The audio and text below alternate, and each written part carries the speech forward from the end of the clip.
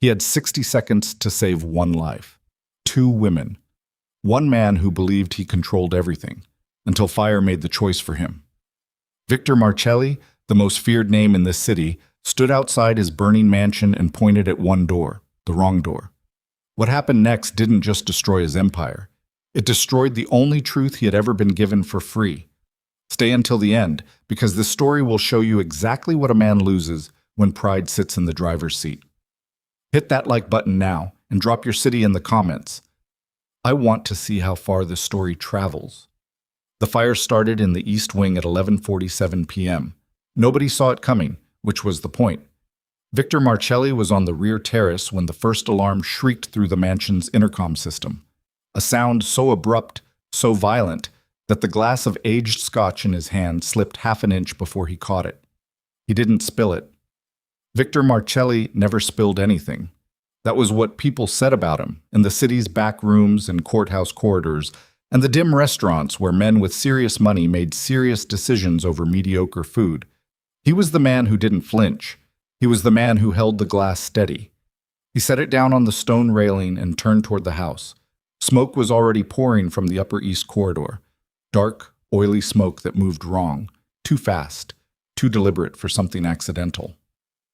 Victor had grown up around fires.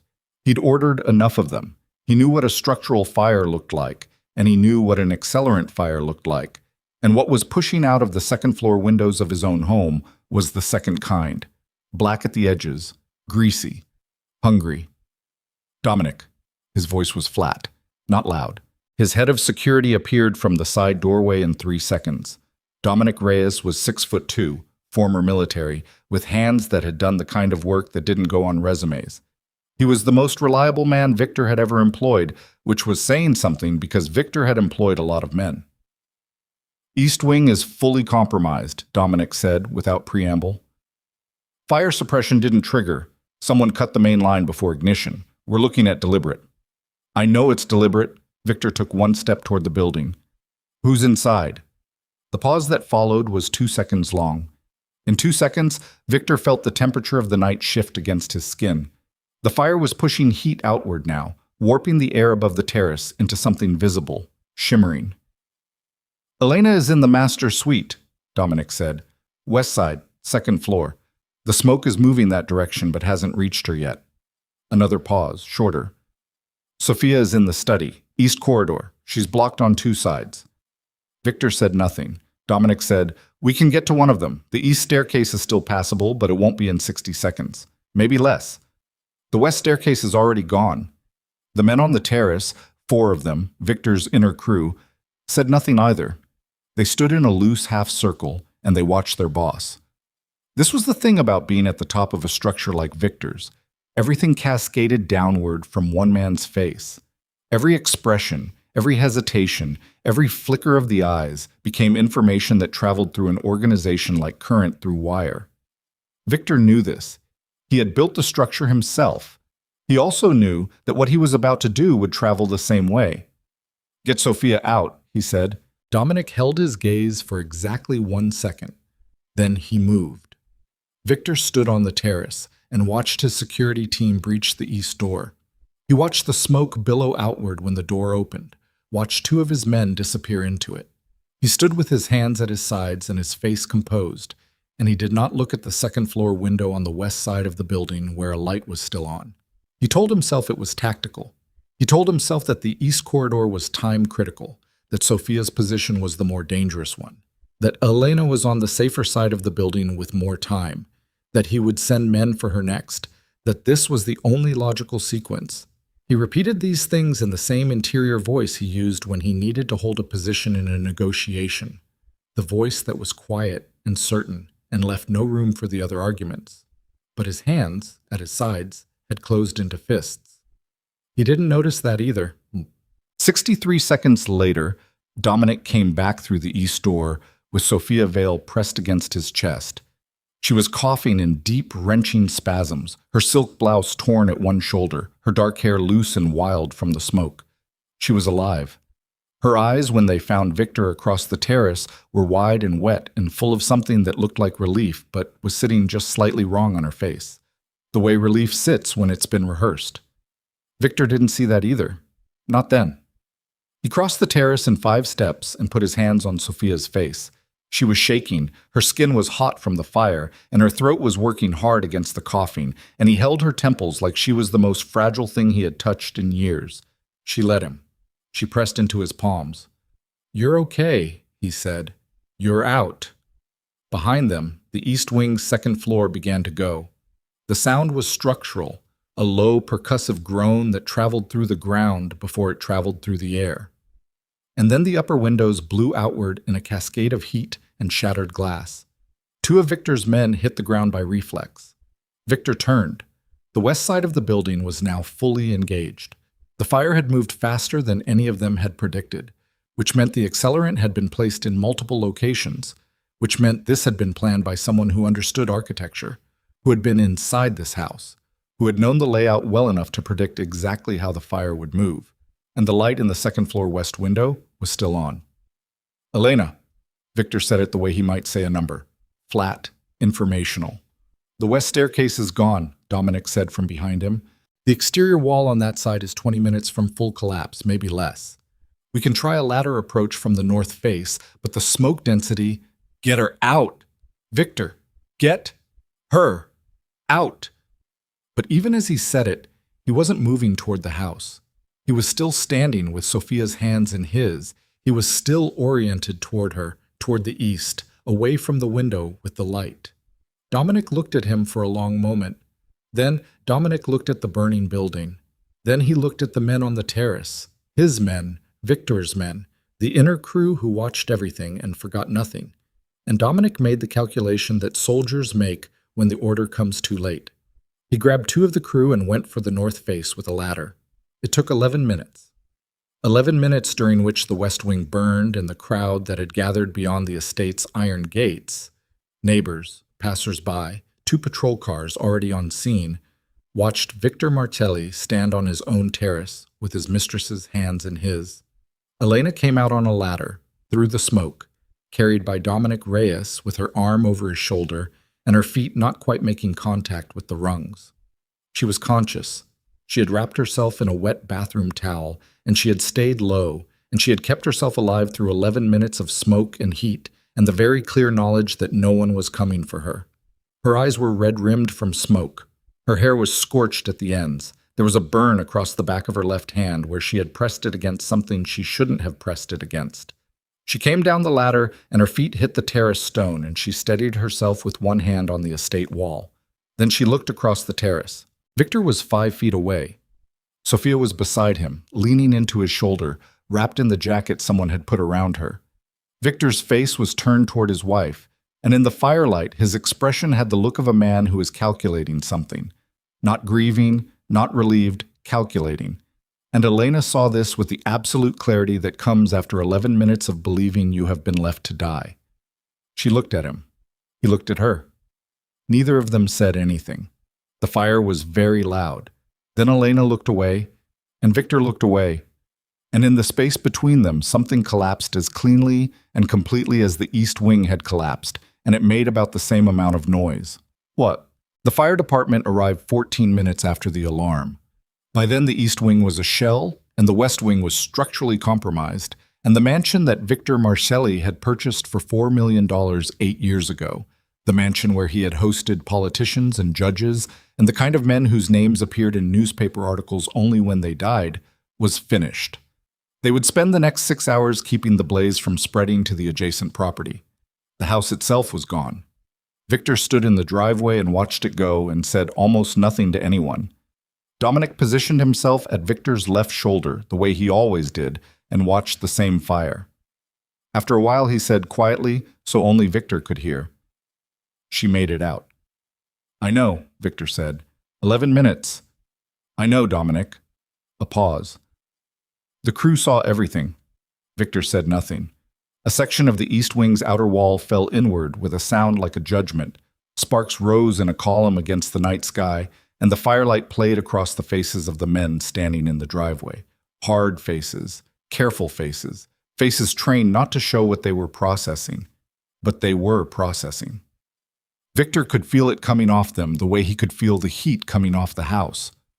These men had watched their boss choose, and they had remembered what they watched, and in the morning the information would begin its journey through the organization the way all information journeyed. Below the surface, fast, selective. Sophia was in one of the security SUVs, someone's jacket still around her shoulders, being checked over by a medic Victor had called. She hadn't asked about Elena. Victor noted this. He noted it the way he noted everything, filed it without yet knowing what file it belonged in. Elena was on the opposite side of the driveway, wrapped in a fire blanket, declining the medic's attention with a series of short, closed gestures. She had her phone in her undamaged hand and she was looking at it. Victor couldn't see her face from where he stood. He could only see the straight line of her back. He had known Elena Voss for 11 years. They had been married for 8. She was 41 years old, sharp-boned and still, with the kind of composure that people sometimes mistook for coldness. It was not coldness. Victor had spent years learning the difference, which was the kind of knowledge a man accumulated slowly and lost all at once. He thought about walking to her. He stood in the driveway with his burning house behind him, and he thought about crossing the 40 feet of gravel and standing next to the woman he had left on the wrong side of the fire. He thought about what he would say when he got there. He didn't move. The story of what happened that night traveled faster than the smoke did. By 2 in the morning, it was in the crews. By 4, it was in the outer organization.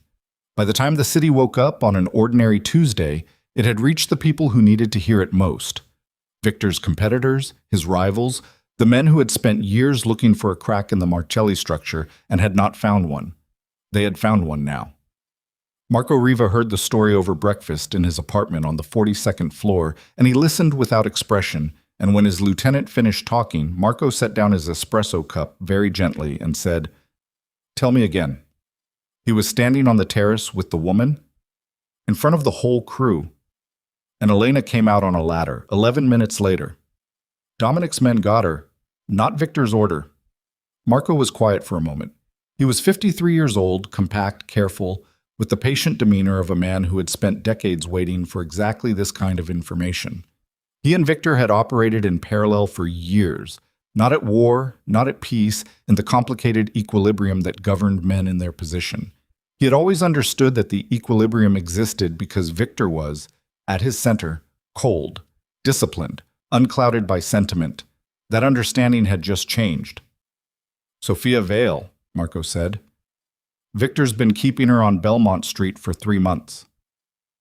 7 months. The Belmont Street apartment is the public one." Marco picked up his espresso again. "Who is she?"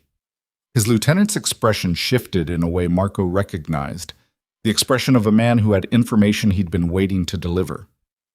"We're still working on the full picture, but she's not who she told Victor she was." Marco looked at his cup.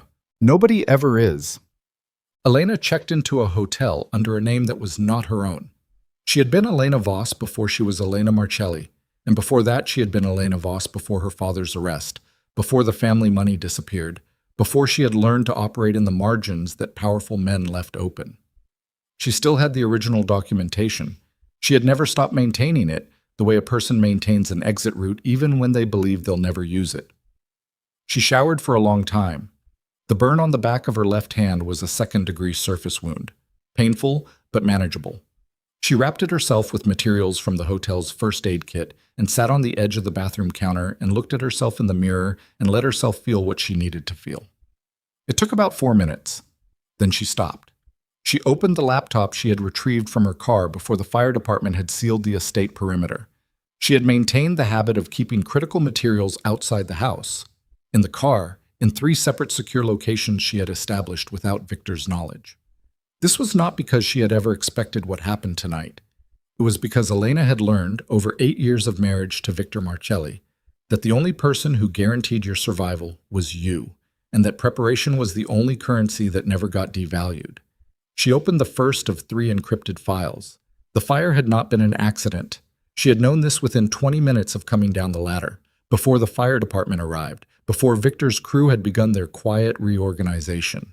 She had known it not through evidence but through pattern recognition, the shape of the thing, the timing, the specific architectural points of origin that she had mapped with her eyes as she moved through the smoke, because Elena Voss had always paid attention to things other people overlooked.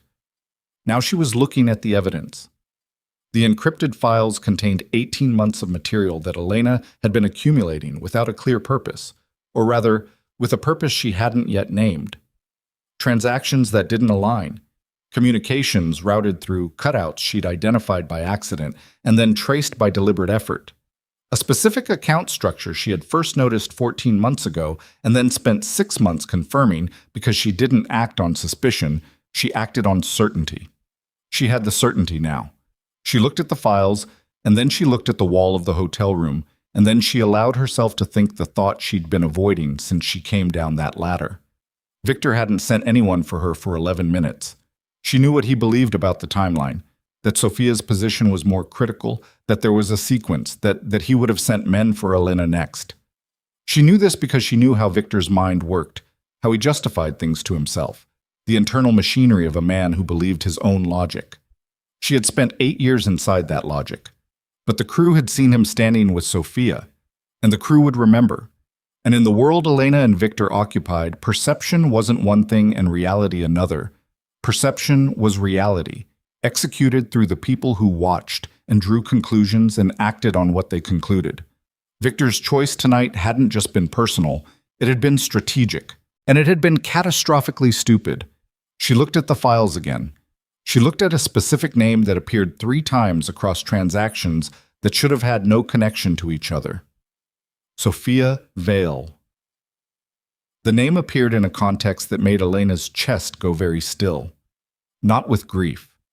She was past the stage of marriage where her husband's betrayals produced grief.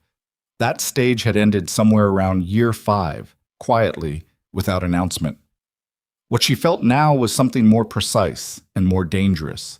The feeling of a puzzle piece falling into a location she hadn't anticipated. She took out her phone. She called a number she had never called before, a number that had been given to her 18 months ago by a man she'd met at a charity event who was not, as he presented himself, a real estate developer. He answered on the second ring. "I need to meet," Elena said. "Tomorrow. Not here. I'm mobile." A pause. The fire was tonight. Yes, that fire. Another pause. She looked at the laptop screen and the name that kept appearing where it shouldn't. "I have something you're going to want to see." Victor sat in Dominic's car in the parking structure of a building he owned under a subsidiary because the estate was a crime scene now and the hotel he normally used was too visible and he needed 4 walls and silence while he thought. Sophia was in a suite 2 floors above, with a doctor and 2 of Victor's men outside the door. He had put her there and then come down here, to the car, because he needed to think without being in the same room as her. He didn't examine this impulse. He filed it. He was thinking about the fire, not about Elena. He told himself this very specifically. He was thinking about the fire, about who had done it, about the why and the architecture and the resources required. This was the correct application of his attention. This was what the situation needed. He thought about accelerant placement. He thought about the suppression system, which Dominic had confirmed had been manually disabled at the junction box in the utility corridor. A junction box that was not publicly known, that appeared on no general building plan, that only a specific set of people knew existed. He thought about access. He thought about timing. He had enemies. Of course he had enemies. A man in his position collected enemies the way other men collected assets. Unavoidably, continuously, as a function of the work. Marco Riva had motive, theoretically. The Costello faction had motive. There were 3 additional entities with demonstrated grievance and demonstrated capability. But the suppression junction box. The list of people who knew about that junction box was not long. Victor had managed that specific piece of information very carefully. Dominic. His head of facilities, a man named Garrett, who had been in Victor's employ for 12 years. 2 contractors, both deceased, not by Victor's order, by coincidence, within the last 18 months. Elena. And he had shown it to Sophia 6 weeks ago when she'd expressed interest in the house, in the mechanics of how a building this size maintained itself, in the kind of curious domestic interest that had charmed him at the time. Victor sat in the car and very quietly understood something he didn't want to understand. He sat with it for a long moment. He was a man who had made his living by not flinching from information, by taking what was true and working with what was true, rather than with what he preferred to be true. He had applied this discipline to business decisions and financial decisions and strategic decisions for 20 years. He applied it now. If Sophia had known about the junction box, and she had, and if the suppression system had been disabled by someone who knew where the junction box was, and it had, then the geometry of the evening's events began to reshape itself around a center he had not been looking at. He sat in the car for a long time. Above him, 2 floors up, Sophia Vale was sleeping in a hotel suite under his protection, watched by his men, alive because he had made the choice he had made on the terrace. He sat with this fact and turned it over and looked at all its surfaces, and then he put it in the file with the other facts and closed the file, because the file was not complete yet, and Victor Marcelli did not act on incomplete files, but his hands, on the steering wheel, had closed into fists again. Outside the parking structure, the city moved through the hours between 2 and 4 in the morning, the hours that belonged to garbage trucks and insomniacs and people who had made the kind of choices that kept them up. Victor sat in the silence and the dark, and he was cold in a way that had nothing to do with the temperature, and somewhere in the city, his wife was in a hotel room he didn't know the name of, looking at something he hadn't known she had, beginning something he didn't know had already begun.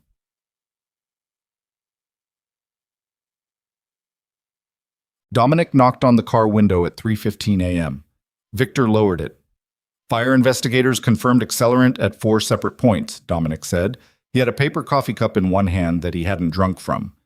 Junction box was manually overridden with a bypass device, professional grade, not improvised. Lab will take a week to confirm the type, but I've seen that device before. Military origin, same technology we recovered from the Harmon job 3 years ago. Victor said, "Who ran the Harmon job?" "That's why I'm standing here." Dominic's face in the dark was careful. Professionally careful, the face of a man delivering information he had thought about how to deliver.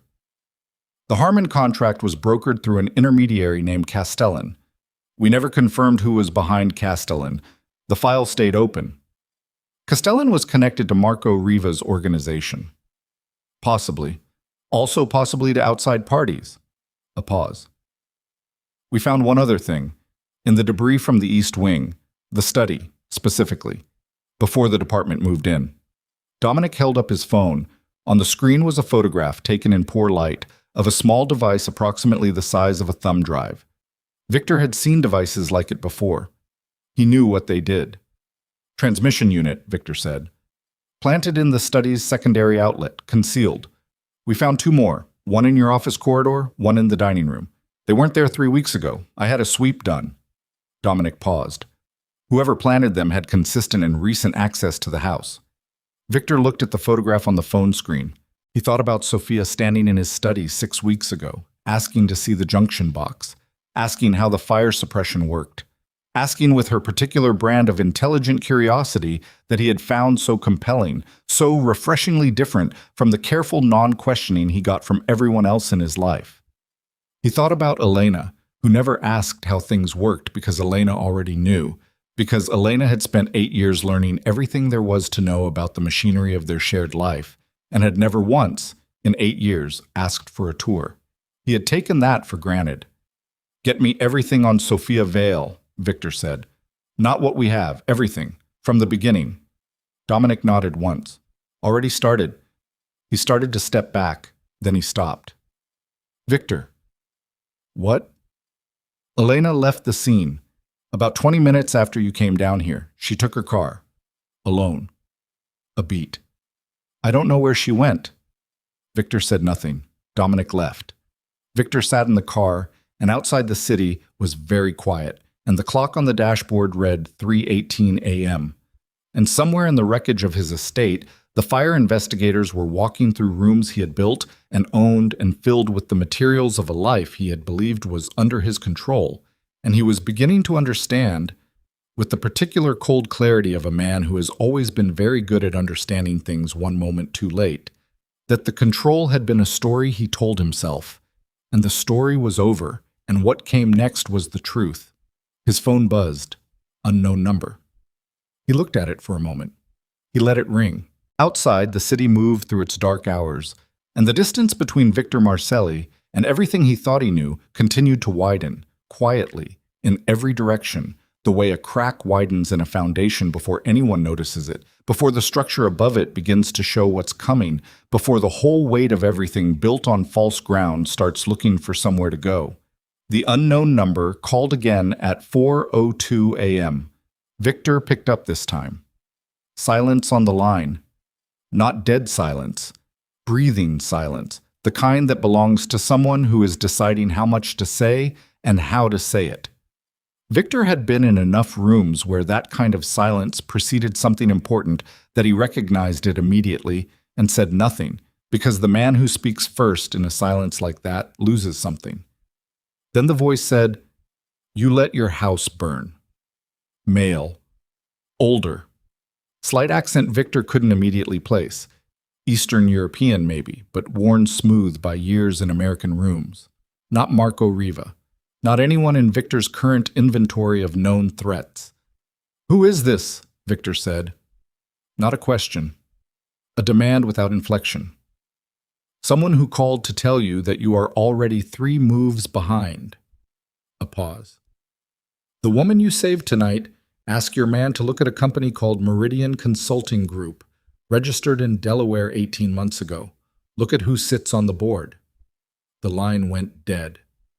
Victor sat with the phone in his hand, and the parking structure around him was silent, and the clock read 4:03.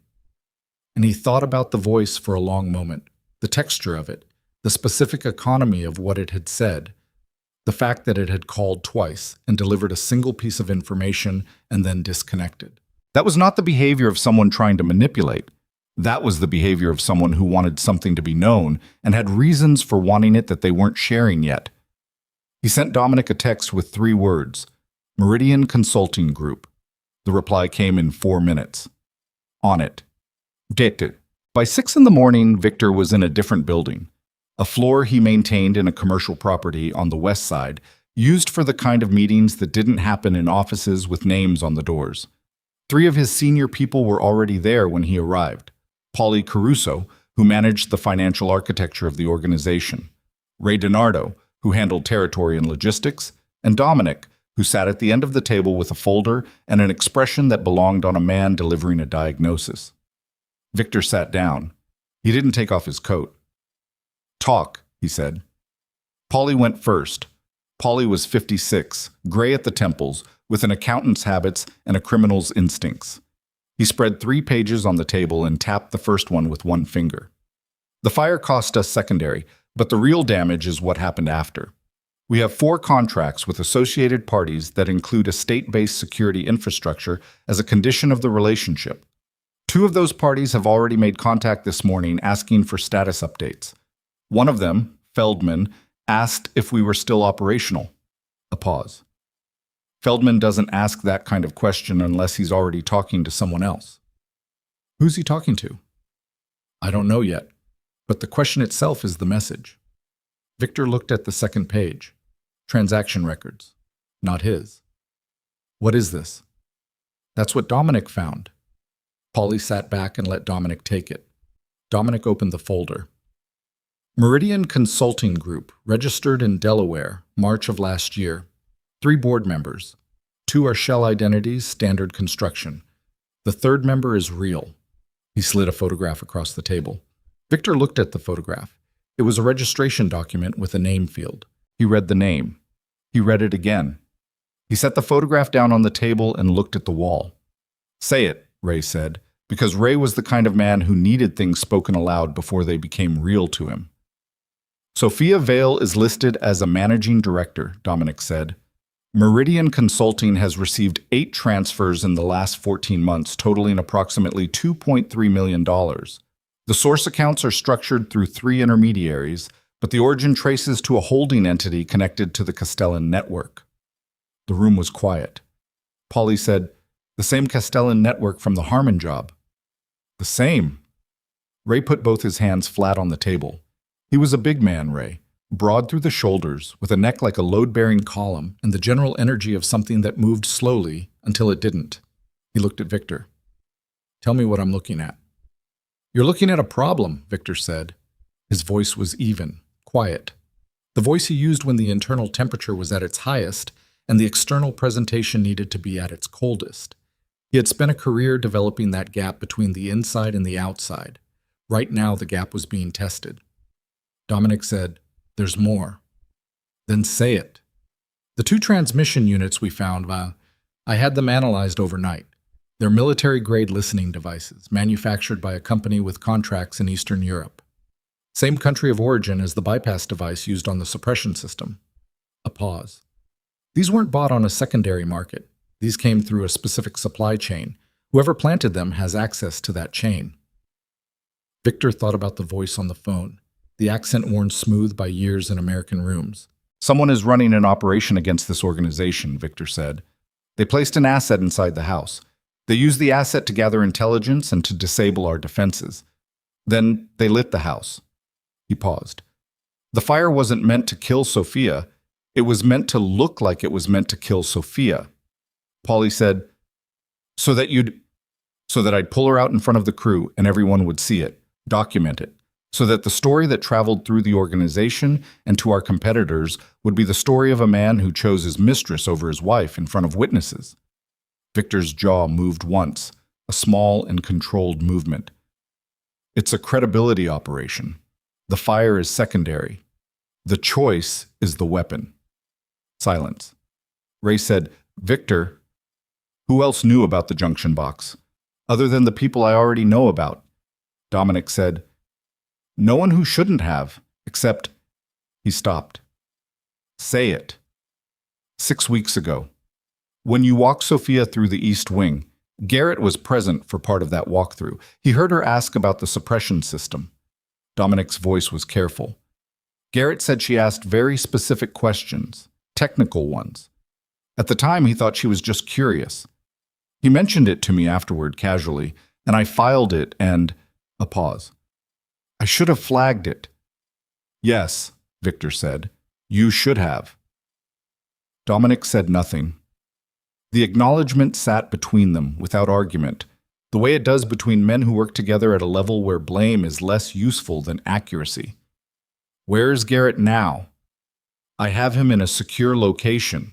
He's not in danger, but I want him controlled until we know the full picture." "Keep him there." Victor stood.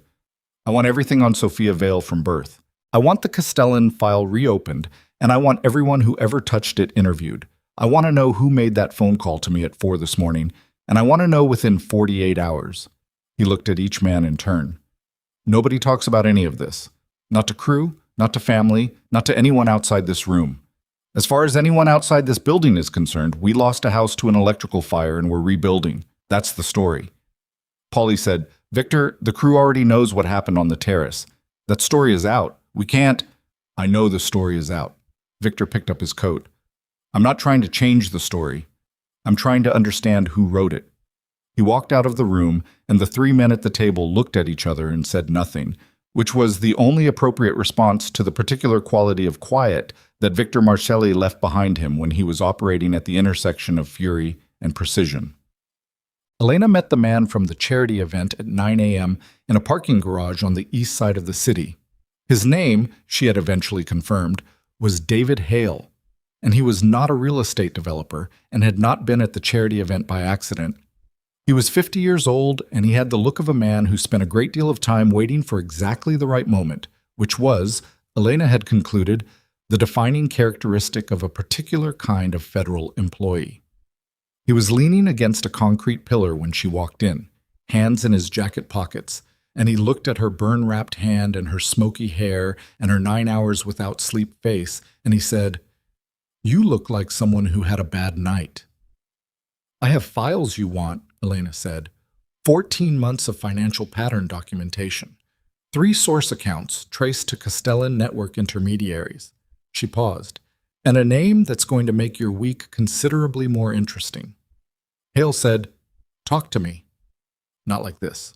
Properly. With whatever you need to make this official, because I am not doing this as a favor, and I am not doing this as an informant. I am doing this as a transaction, and I need specific things in return." "What things?" documentation that I had no direct knowledge of, or participation in the organization's activities. Which is the truth, but the truth needs to be on paper. She held his gaze. And I need it processed before Victor finds out we're talking. Because when he finds out, and he will find out, I need to already be in a position where the finding out doesn't matter. Hale was quiet for a moment. He was the kind of man whose quiet was genuinely empty. No performance in it, no calculation playing on the surface. He'd had enough years in rooms like this that the inside work happened somewhere she couldn't see. That's a substantial ask. The files are a substantial offer. What's the name? Elena said, Sophia Vale, connected to Meridian Consulting Group, connected to the Castellan Network, connected to an active operation targeting the Marcelli organization from the inside. She paused. She's been in the house for 7 months. She had access to security infrastructure.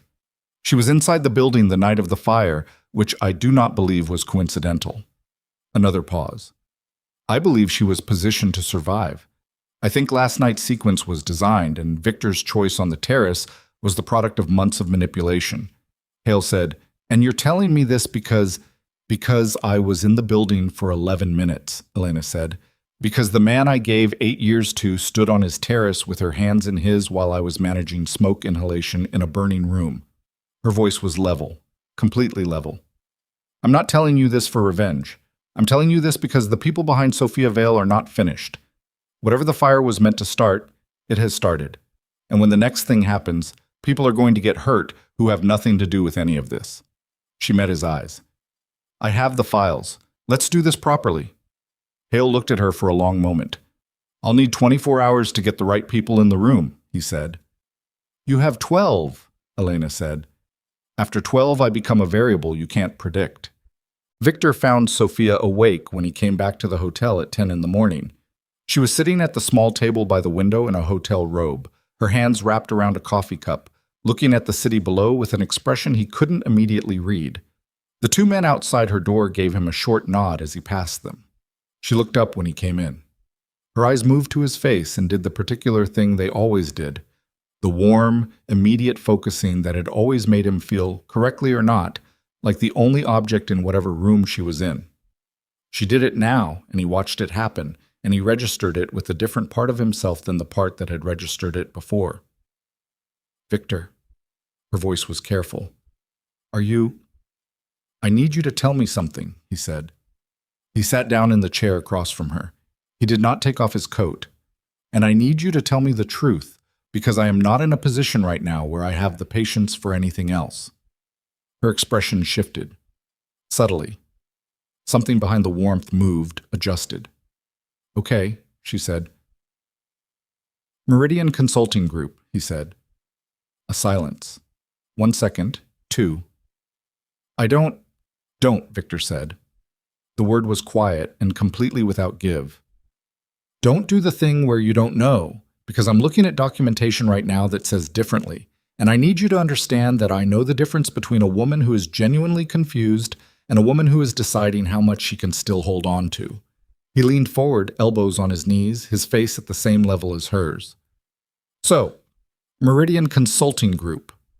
Sophia put the coffee cup down. She put it down carefully, both hands releasing it gently, and she looked at the table, and then she looked at him, and something in her face changed in a way he had not seen before. Not the warmth, not the calculation underneath the warmth, but something else, something older and more tired. How much do you know? She said. Enough. I want the rest from you. She was quiet for a moment. Outside the window, the city moved through its ordinary morning. Traffic, pedestrians, the indifferent daily machinery of people going places. She looked at the window, and then she looked back at Victor. I'm not going to be able to give you what you want, she said. Try. No. I literally cannot. There are people I answer to, and there are things I was not supposed to let get as far as they got. And last night was... She stopped. Her jaw worked. Last night went wrong. It was not supposed to go the way it went. What was it supposed to be? She looked at him. In her eyes, behind the calculation and the fatigue, there was something that might have been genuine. Not love, not what he'd taken for love, but something human and compromised and afraid. You were supposed to choose Elena. The words landed in the room and stayed there. Victor said nothing. They needed the footage, the sequence. They needed the crew to see it go the other way. They needed Elena to be the one you chose in front of witnesses, so that when Elena came to them, it looked like defection, like a wife running from a husband who'd exposed her. She pressed her lips together. They miscalculated you. Everyone miscalculates men like you eventually. They think they can predict the sentiment. A pause. You weren't supposed to choose me. Victor sat back in the chair. He thought about this. He thought about the architecture of it, the elegant, terrible engineering of an operation designed around his own predictable selfishness, his known weakness, his attachment to Sophia that he had never bothered to hide because he had believed he was untouchable, believed that the structure of his power made his private vulnerabilities irrelevant. He thought about someone sitting in a room somewhere and modeling his behavior and getting it wrong in a direction he hadn't expected. He had chosen Sophia. And because he had chosen Sophia, because he had been exactly the man they thought he was, but in a different direction, the operation had fractured. The story that traveled through his organization and to his competitors was not the story they designed. Elena had not run to them looking like a defector. Elena had run somewhere else entirely, and whatever Elena was doing right now, it was not what anyone had planned. Who do you answer to? Victor said. Sophia looked at him. Who? If I tell you that, she said, I don't walk out of this room.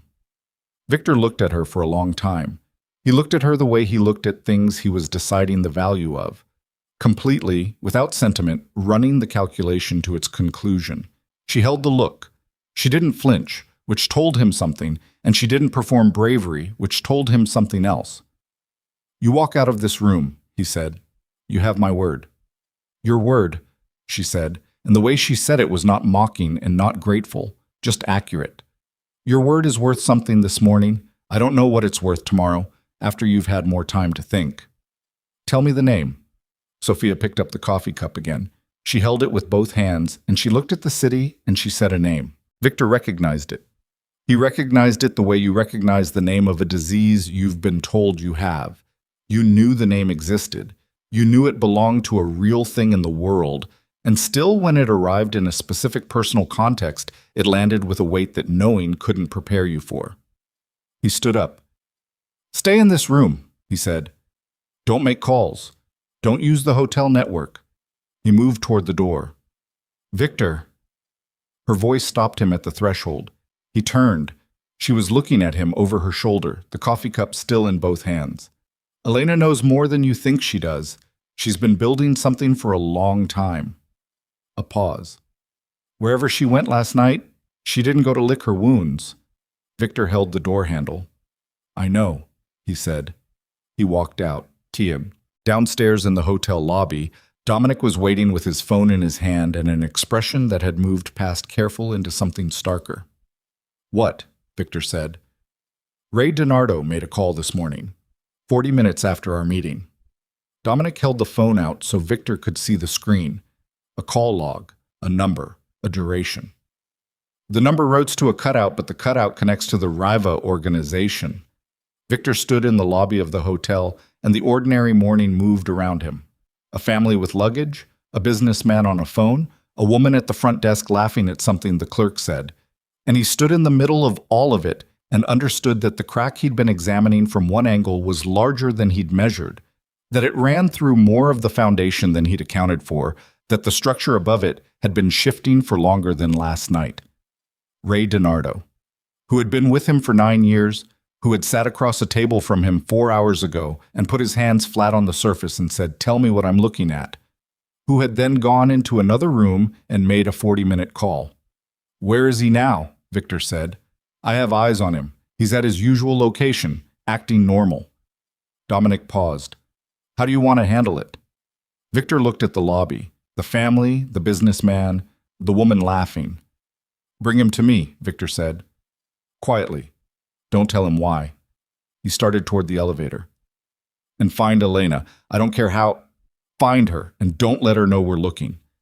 If she doesn't want to be found, she doesn't, Victor said. Find her anyway. The elevator doors opened and Victor stepped inside. And as they closed, he caught his own reflection in the polished metal. Coat, jaw set, eyes that had the specific flatness of a man who has just finished being surprised and has moved into the part that comes after surprise, the part that is colder and quieter and considerably more dangerous. And the doors closed, and the lobby disappeared, and somewhere in the city, Elena Voss was sitting across from a man she'd chosen to trust, handing over 14 months of documentation, burning a bridge that could not be rebuilt, stepping off a ledge she had been standing on the edge of for a very long time. Ray DiNardo sat in a chair in a room with no windows and tried to look like a man who didn't know why he was there. He was not succeeding. Victor watched him from across a table that held nothing on it. No files, no phones, no water. Just the table and two chairs, and the specific quality of silence that Victor had cultivated over 20 years of rooms like this one. The room was in the basement of the commercial property. The walls were concrete. The single overhead light was the kind that made faces look exactly like what they were. Ray's face looked like a man managing fear. "You made a call this morning," Victor said. Ray's hands, flat on the table, moved slightly. A small adjustment. A recalibration. "I make a lot of calls." "This one was 40 minutes long after our meeting." Victor paused. "The number connects to the Riva organization." Ray looked at him. His eyes did the thing that eyes do when they're running options. A movement too small for most people to catch, a rapid interior search for the version of events that costs the least. Victor had seen it thousands of times. He had seen it in men who deserved his patience and men who didn't. "Victor, don't give me the version you practiced on the elevator," Victor said. "Give me the one that's true." Ray's jaw tightened. He was a big man trying to make himself smaller, which was never a dignified thing to watch. He pressed his hands flat again, the way he'd done in the meeting, both palms down, grounding himself. "I've been talking to Riva's people for 6 weeks. Low level, nothing operational." "Why?" A pause. "Because I didn't know how far it went." His voice had shifted. The performance layer gone now, what was underneath it rougher and more tired. "I've been watching things not add up for 4 months, Victor. Money moving in ways that don't match the ledgers Polly shows me. Territory decisions that favor positions we shouldn't be favoring. And then Sophia. I brought that to Dominic 8 weeks ago. I told him she didn't sit right. He said it was handled." Victor looked at Dominic, who was standing at the wall behind Ray. Dominic's face confirmed nothing and denied nothing. "So you went to Riva," Victor said. "I went to someone who wasn't inside the problem. I needed—" Ray stopped, pressed harder on the table. "I needed to know if what I was seeing was real or if I was losing my mind. Riva's people confirmed that there was an active operation running against us. They confirmed the Castellan connection. They told me the fire was coming before it happened." His voice cracked on the last sentence. Not with grief, with the specific fracture of a man who made a choice he can't fully defend. "I didn't know when. I didn't know it was going to be the house. I thought I had more time to—" "To what?" Victor said. Ray looked at him. "To figure out how to tell you without it looking like what it looks like." The room was quiet. Victor leaned back in his chair and looked at the ceiling, and then he looked at Ray DiNardo, and he thought about 9 years. He thought about the specific weight of 9 years. The things witnessed together, the decisions made in rooms not unlike this one, the kind of trust that gets built in the specific medium of shared danger. He thought about what 9 years of that was worth against 6 weeks of back-channel communication with the Riva organization. He thought about the fact that Ray had told him the truth when he didn't have to. "Who in Riva's organization?" Victor said. "A man named Stein. He approached me. I didn't initiate." "Stein initiated contact with you 4 months ago." 6 weeks ago, but he'd been watching me for longer. He knew things about the discrepancies I'd noticed before I told him about them, which means he had eyes on the inside before he came to me." Ray looked at the table. "Which means I'm not the only one." Victor was already thinking this. He had been thinking it since the elevator. The Castellan network, the transmission devices, Sophia's access, Ray's back channel, and underneath all of it the specific name Sophia had given him this morning, a name that reoriented the entire geometry of what he was looking at. "Get up," Victor said. Ray looked at him. "You're not sitting in a basement. You're going back to your location, and you're going to act normal, and you're going to call Stein and tell him you have information about Victor's current position and state of mind. Victor stood. You're going to say I'm fractured, distracted by Sophia, that I'm not thinking clearly. Ray said, That's not, it's a controlled message. I need Riva's people positioned where I can see them. Victor moved toward the door. You should have come to me 6 weeks ago. I know. That conversation will happen later. Right now I need you operational. Ray nodded once. He stood from the chair and his face had the look of a man who has confessed something and found the aftermath more functional than he expected, which was its own complicated thing to carry.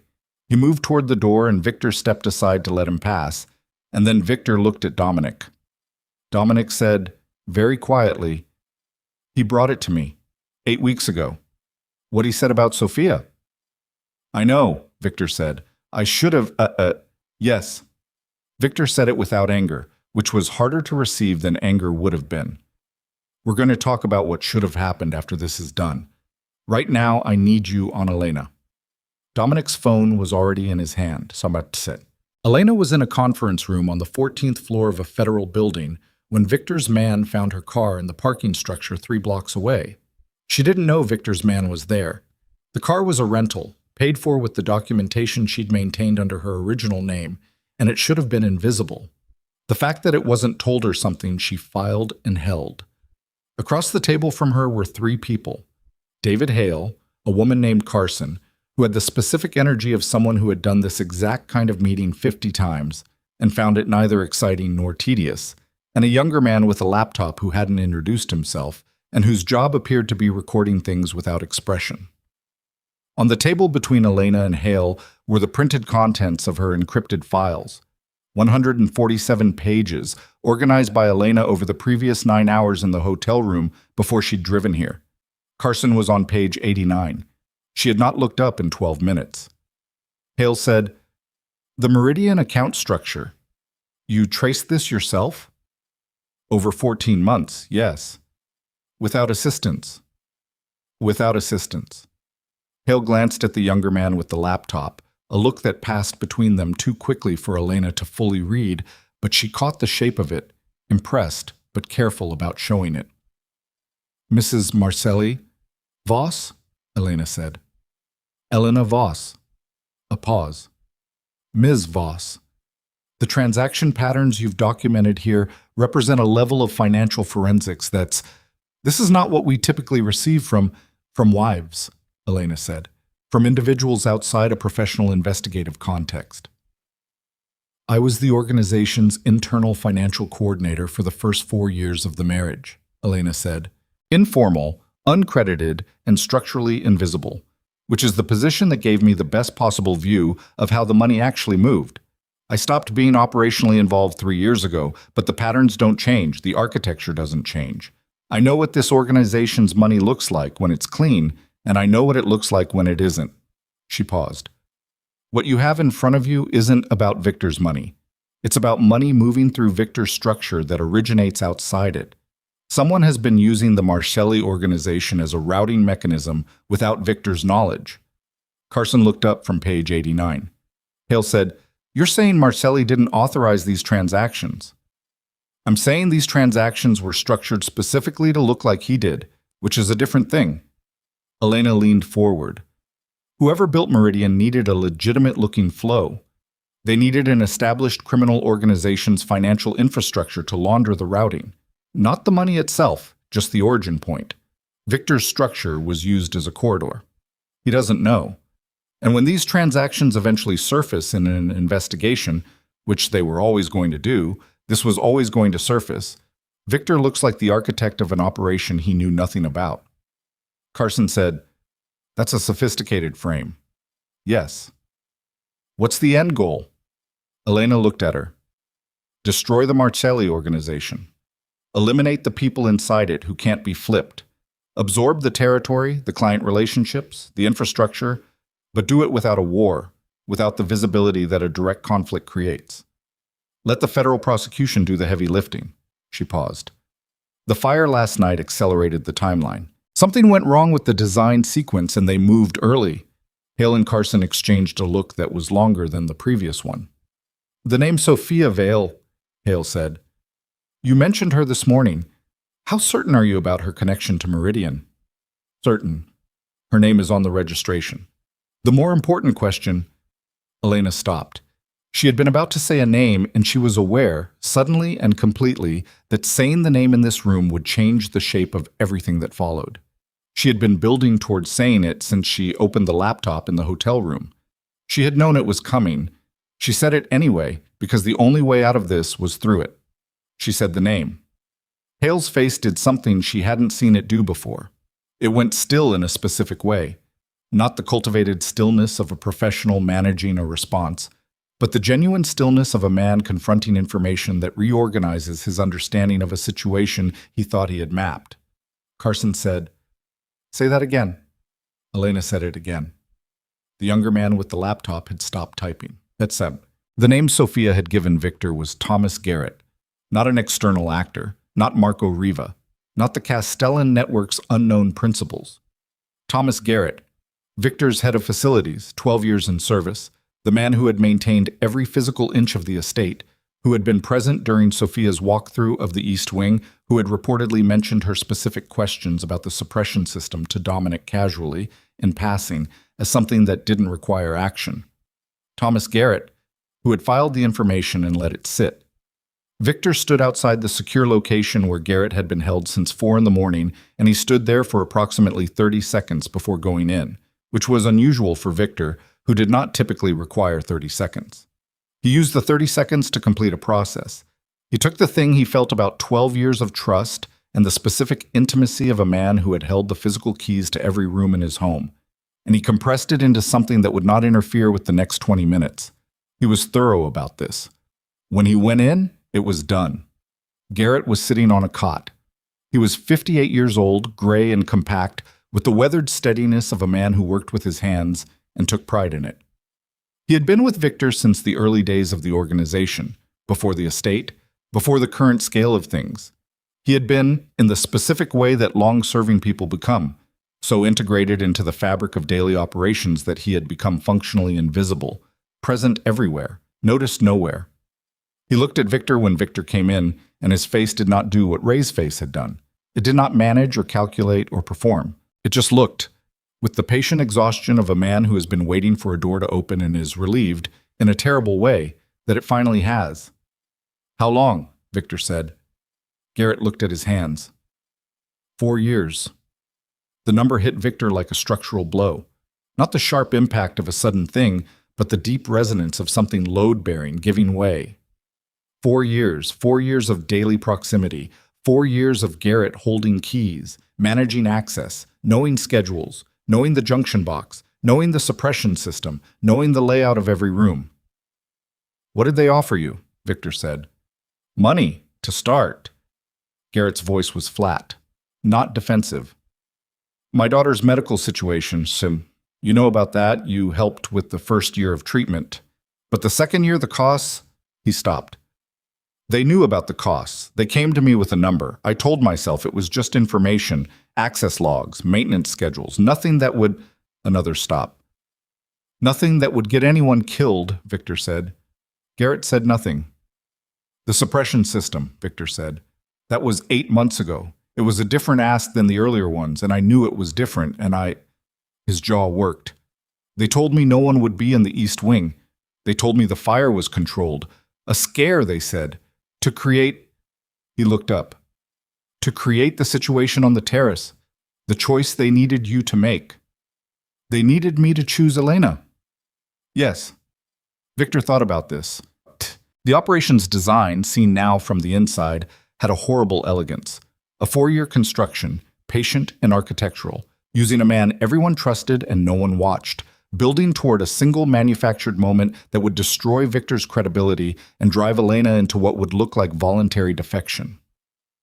The fire was never about killing anyone. It was about engineering a choice, about making Victor's worst instinct visible in front of witnesses. The fact that Victor had made the wrong choice, the choice they hadn't predicted, meant the engineering had failed, but the failure had been replaced by something the architects hadn't planned for. Elena, doing something independently, moving toward something that Victor still couldn't fully see. Sophia, Victor said. Who recruited her? I don't know the full structure. I was compartmentalized. Garrett looked at his hands again. But she wasn't recruited, she was placed. She came in from outside with a specific function and a specific timeline. The relationship with you was designed. The access she needed to the organization was designed, Victor said. Yes. She told me last night that she was running an operation, that the fire went wrong, that I was supposed to choose Elena. Victor looked at Garrett. She said she answers to someone. She gave me a name. Garrett looked up. Victor said the name. And here was the thing. Here was the thing that Victor had been carrying since Sophia said it in the hotel room, the thing he'd compressed into silence for the past 4 hours. He watched Garrett's face when he heard the name, and Garrett's face did something that Victor had not expected. It showed recognition, but underneath the recognition, underneath the expected response, there was something else. Something that looked like confusion. That's not, Garrett started. Finish it. That's not the name I was given. The person I reported to, Garrett stopped again. His hands on his knees had gone tight. The person I reported to used the same name, but the contact I dealt with directly, the person who approached me, who managed me, who gave me the specific instructions for the suppression system, he looked at Victor with the expression of a man discovering something in the same moment he is describing it. It wasn't that person. I never dealt with that person directly. The name was a credential. He shook his head slowly. A credential someone was using to give orders. Victor was very still. Someone was operating under that name, Victor said. Yes. Using it as authorization to manage assets like you. And like others, Garrett's voice had gone quieter. I wasn't the only one who reported to that name. There were at least 2 others. I don't know who they are. I was compartmentalized. But in the handoff communications, there were references to... Victor was already moving toward the door. He called Dominic from the hallway. Sophia's still in the room? As of 12 minutes ago, men are on the door. Go check. Now. Don't announce, just open the door.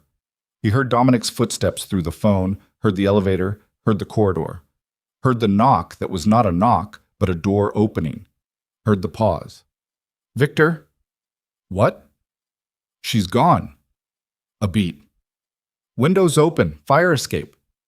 Victor stood in the hallway of the basement with the phone against his ear and the concrete walls around him and the overhead light above him, and he was quiet for a moment in the way that a city is quiet in the seconds after an explosion. Not silence, but the specific absence of the noise that was there before, the brain catching up to what the body already knows. The men on the door, he said. Both down, sedated, professional grade, fast acting. Someone passed something through the door, Victor, this wasn't improvised. This was a prepared exit. She had help. She had help that was positioned and ready before last night. This was a planned extraction. A pause. She was never stranded. The whole morning, her sitting in the room, talking to you. She was holding a door open long enough to pass something through. Victor thought about what she'd said. I'm not going to be able to give you what you want. He thought about the name she'd given him and what Garrett had just told him about that name being a credential, a mask, something used to give orders that the real person behind it could deny. He thought about Sophia sitting at the table with the coffee cup in both hands, the warm eyes doing their precise work, giving him a name that was real but incomplete, giving him enough truth to make him stay in the room with it while the exit behind her was activated. She had bought herself exactly enough time. The name she gave me, Victor said. Run it. Full background, all connections, but also look for anyone operating under that name who isn't that person. Look for a ghost structure, someone using it as a flag. Elena, Dominic said. What about her? I found the car. She's in a federal building on Meridian Avenue. Has been for 2 hours. The hallway, the concrete, the overhead light. Victor leaned his back against the wall and looked at the ceiling and absorbed this. Elena, who he had left in a burning room for 11 minutes, was sitting in a federal building with documentation he didn't know she had. talking to people whose interest in Victor's organization he could not fully predict. Elena, who Garrett had just told him, was the intended target of a 4-year operation. Not him, her. The operation was designed to destroy her credibility, to drive her out, to eliminate her from the picture, which meant Elena was not collateral damage. Elena was the reason. "Don't move on the federal building," Victor said. "I wasn't planning to." "And don't move on Elena.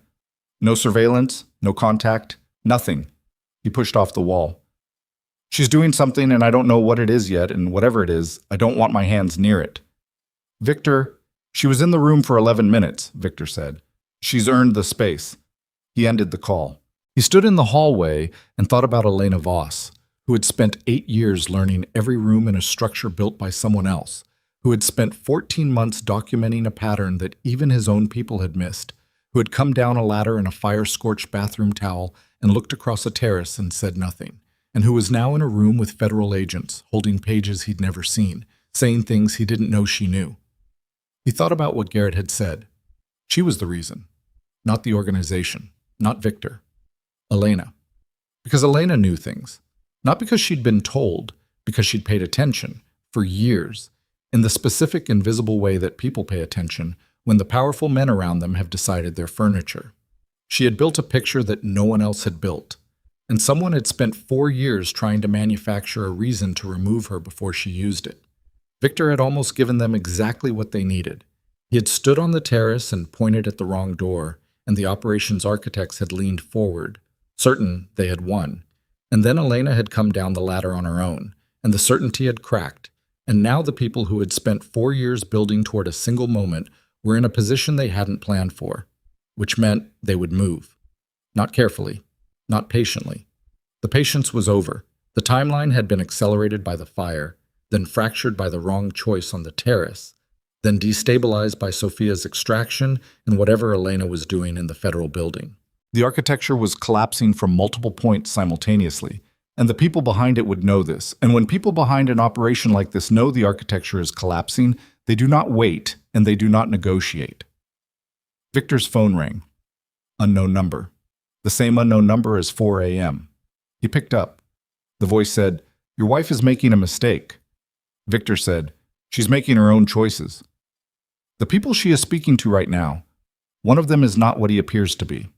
A pause. "The same name your asset gave you this morning. The ghost structure.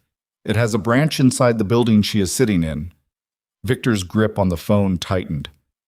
"David Hale," the voice said. 14 years federal service, clean record, excellent reputation." Another pause, longer this time. "And a private account in the Meridian structure that has received 4 transfers in the last 8 months." The hallway, the concrete, the light. Victor was already moving toward the stairs. "If she gives them everything before you can reach her," the voice said, "the documentation doesn't go into federal custody. It goes to the people who built the frame, and they will use it to finish what the fire started." The call ended. Victor hit the stairwell door at a run, which was something Victor Marcelli had not done in years, and the sound of his footsteps on the concrete stairs was the only sound in the building, urgent and percussive, and entirely without the cold control he had spent a lifetime constructing. Because the cold control had just met the specific temperature at which it could no longer hold its shape. And what was underneath it, what had always been underneath it, under the composure and the calculation and the 20 years of not flinching, was a man running toward the woman he had abandoned, praying she was still in a position to be reached.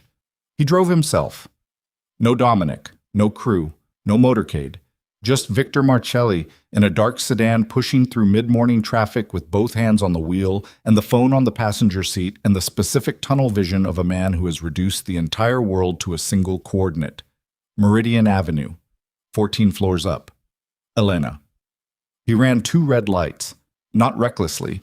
He ran them with the cold mechanical precision of someone who has made the calculation and accepted the variable. He was doing 70 in a 40 zone through the financial district, and the cars around him honked and adjusted, and he moved through them like water finding the fastest path downhill. His mind was doing 2 things simultaneously. The front of it was navigating, distance, turns, traffic density, time. The back of it was running the math on David Hale. 14 years federal service, a private account in the Meridian structure. 4 transfers in 8 months, which meant Hale had been on the payroll before Sophia was placed in Victor's house, before the transmission devices, before Garrett was activated for the suppression system. Hale was not a late addition to the operation. Hale was infrastructure. Hale was the mechanism by which the documentation Elena had spent 14 months building would be received, contained, and redirected to the people it was designed to expose. Elena had walked into a room she thought was safe and handed over everything she had to the man who was supposed to receive it. Victor took a left on Meridian going 55. His phone rang. Dominic. "Talk," Victor said. "I ran Hale. The account connection is confirmed. Same routing structure as 2 of the Meridian transfers. He's been receiving payments through a secondary identity that's been in place for 6 years. A pause. Victor? If she gives him the originals, she already did. Victor could feel this in the way you feel a thing that has already happened before you arrive to see the evidence of it. She had 147 pages printed. She walked in there 2 hours ago prepared. Then we need to... I'm 4 minutes out. Get me everything on who Hale reports to inside the Meridian structure. I need the name above him. Working on it. 4 minutes, Dominic." He ended the call and pushed the car through the last 3 blocks, and the federal building came into view. A glass and concrete tower with the anonymous authority of institutional architecture, the kind of building designed to convey permanence and process. Victor pulled into the parking structure adjacent to it, found the rental Elena had used on the 3rd level exactly where Dominic's man had spotted it, and stopped his car 2 rows away. He sat for 30 seconds. 30 seconds in which he ran through the specific variables of walking into a federal building as Victor Marcelli. The name recognition. The security protocols. The certainty that his presence would be flagged within minutes, and that whatever room Elena was in would be notified, which would notify Hale, which would give Hale time to move the documentation before anyone understood what was being moved. He needed a different approach. He picked up the phone and called a number he had not called in 3 years. It rang 4 times. "This is not a conversation I expected to have," said the voice on the other end. The voice belonged to a man named Frederick Cross, who was 71 years old and had spent 40 of those years at various levels of federal service before retiring to a position as a partner in a law firm that handled the kind of cases that required people who knew where every body was buried, figuratively and occasionally literally. "I need 5 minutes, Victor said. "In person. Right now." "You're asking me to sit..." "Frederick. 5 minutes.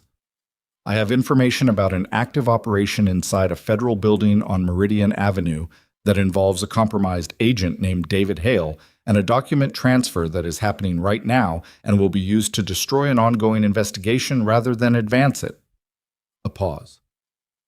"If you want to spend the next 30 seconds deciding whether you're interested, I'll hold." Silence. Then, "Where are you?" "Parking structure, 3rd level." "Stay there." The call ended. Frederick Cross arrived in 11 minutes in a black car with a driver who stayed in the vehicle. He was tall, lean, with the upright posture of a man who had decided that the body's tendency to compress with age was a tendency to be refused. He walked to Victor's car and got in the passenger side without ceremony, and looked at Victor the way old men look at people they've known across a long span of time, with the complete and unsentimental picture that only duration produces. "Talk," Cross said. Victor talked. 5 minutes, exactly. He had trained himself to deliver essential information at the pace it needed to travel, no more and no less. When he finished, Cross was looking at the concrete wall of the parking structure. "Hale," Cross said. "Yes."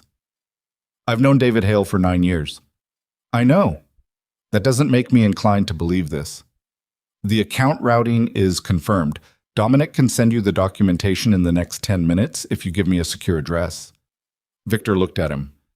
"Frederick, the woman upstairs has spent 14 months building a picture that took 4 years of operation to try to suppress.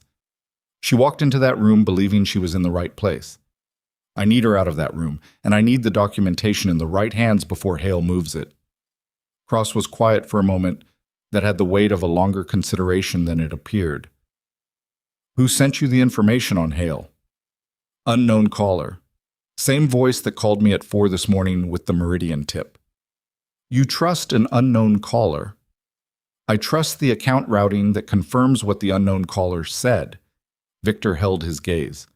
I also don't have another option in the next, he checked the dashboard, 18 minutes, which is how long Elena has been in that room since I got here, and the longer she's in there, the more Hale has had time to All right. Cross said it the way a man says something when he's made a decision he's not happy with but recognizes as necessary. He reached into his jacket and took out his phone. I have 2 people I trust in that building. People I trust because I've trusted them for decades, and I've been wrong before, but not about these 2. He was already dialing. I'm going to make a call, and you are going to sit in this car, and you are not going to move, because if you go into that building as yourself, this entire thing becomes a story about Victor Marcelli storming a federal facility, and then the documentation becomes secondary to the intrusion. He looked at Victor. Sit. Victor sat. Cross spoke quietly into the phone for 4 minutes. Victor listened to the cadence of it without the words. The specific low urgency of a man making a serious request through a channel he didn't use lightly. When Cross ended the call, he put the phone away and said, 10 minutes. Victor sat. He had not sat still voluntarily in several hours. The sitting was harder than the driving had been. His hands were on his thighs and his jaw was tight, and somewhere on the 14th floor, Elena Voss was in a room with a man who had been paid to receive exactly what she was giving him, and Victor Marcelli, who had spent 20 years being the most controlled person in every room, was sitting in a parking structure on the instruction of a 71-year-old lawyer, and it was the right call, and the right call was costing him something physical, a pressure behind the sternum that he didn't have a clinical name for. His phone vibrated. Dominic. A message, not a call. Name above Hale and Meridian structure confirmed. It's Castellan himself. Real identity? Anton Vresh. Eastern European national, 6 years U.S. residency, import/export business as cover. Current location unknown. He's been running the operation from outside the frame. Sophia, Hale, Garrett, the transmission devices, all report to Vresh through cutouts. Victor read it twice. Anton Vresh. The unknown voice, the accent worn smooth by years in American rooms. The man who had called him at 4 in the morning. The man who had told him to look at Meridian. The man who had called him 20 minutes ago to warn him about Hale. Victor sat with this and turned it over. Vresh was the architect of the operation. Vresh had placed Sophia, had managed Garrett, had run Hale as an asset. And Vresh had also, twice, called Victor with information that disrupted his own operation, which meant the operation was no longer what Vresh wanted. Something had changed. Someone above Vresh had redirected the goal, or the goal had always been something different from what Vresh was told it was. And Vresh had figured this out at some point in the last 12 hours, and was now, the only word for it, was defecting. Not to Victor, not to Elena, to the outcome that kept the documentation alive. The architect was pulling pieces off his own board. Victor typed back to Dominic, "Find Vresh, don't approach, just find him." 8 minutes passed. Then Cross's phone rang, and he answered and listened and said 3 words. "Get her out," and ended it. "My people are moving her now," Cross said. Side corridor, elevator to the 2nd floor, out through the building's annex exit. He looked at Victor. Hale has been separated from the meeting on a procedural pretext. He doesn't know yet. A pause. The documentation. She had it in a physical folder. He made copies. Possibly. We're containing his access as of this moment, but if he transmitted anything in the last 2 hours, it's out there, Victor said. Yes. Victor opened the car door. I told you to sit, Cross said. She's coming out of the annex exit. I'm going to be there when she does. He looked at Cross. You have my number. Anything you need from me to make the Hale case? Anything at all. You call it, and I'll deliver it. Cross said, This is the part where I remind you that I am not your attorney. No, Victor said. You're better than that. You're the person I called when I didn't have anyone else. He got out of the car. Thank you, Frederick. The annex exit was a glass door on the building's south face that opened onto a narrow service lane. Victor was there when it opened, and Elena came through it, flanked by a woman in a gray suit who had the look of someone who moved at Cross's instruction without requiring full explanations. And Elena stopped when she saw Victor, and her face did something complicated and fast. They were 4 feet apart in a service lane with the city noise above them and the specific stillness of 2 people who have not spoken since a terrace in firelight. Elena looked at him. She was in the same clothes as last night, with the burn wrap on her left hand and the smoke still faintly in her hair, and she looked at him with an expression he could not categorize. Not anger, not relief, not the cold clinical assessment he'd feared. Something more complete than any of those. "You're here," she said. "Hale is compromised," Victor said. "He's connected to the Meridian structure. The documentation you gave him—" "I know." Her voice was steady. "I knew before the woman came to get me. I figured it out 20 minutes ago. There was a phrasing he used when he asked me to clarify the Meridian board structure. A specific phrasing that matched language in one of my own documents that he wouldn't have had access to yet." Her jaw tightened slightly. "He slipped. Just once. But once was enough." Victor looked at her. "I gave him the printed copy," she said. "The originals are encrypted and off-site at 3 locations he doesn't have access to." She held his gaze. "I'm not an amateur, Victor." "I know," he said, and meant it, fully, belatedly, with the weight of everything it had taken to get to that 2-word acknowledgement. The woman in the gray suit said, "We should move." They moved. "Pushtaki ma." The car Victor had driven was a problem. Too visible, too directly tied to his arrival. The woman in the gray suit, whose name Elena said was Carson, had a vehicle in the annex lane, and the 3 of them were in it and moving within 90 seconds. Carson drove. Elena was in the back with Victor, and the specific geometry of the back seat of a car meant that they were closer together than they had been in a long time. Elena said, "The name I was about to give them when Carson came to get me. I didn't get to say it." "Anton Vresh," Victor said. She looked at him sharply. "He called me," Victor said. "Twice. He gave me Meridian and he gave me Hale." A pause. "He built the operation and now he's dismantling it." "Why?" "I don't know yet." Elena looked at the window. Outside, the city moved past. "He was the one above Hale. If he's feeding us information against his own people, then his own people did something that changed his position. Or he was always running a parallel agenda, and this is where the agendas diverge." Victor looked at his hands. "He'll surface. He wants something from this outcome." "He wants the documentation used correctly," Elena said. "The documentation exposes not just the Marcelli operation as a routing frame. It exposes the network behind it. Castellan, Meridian, the ghost structure. If Hale buries it or redirects it, that network survives. If it reaches the right people, the network is finished." She paused. "Vresh built the network, and someone above Vresh is trying to survive through it. Vresh doesn't want to be the last man standing in front of something he didn't fully understand when he built it." Victor said, "How do you know there's someone above Vresh?" "Because the operation is too long," Elena said. 4 years of patient construction, multiple assets, a federal inside man, military-grade equipment. Vresh is capable, but he's operational. Someone else is strategic." She turned to look at him directly. "The name I was about to give in that room was not Vresh. Vresh is the builder. The name I have is the person who commissioned the building."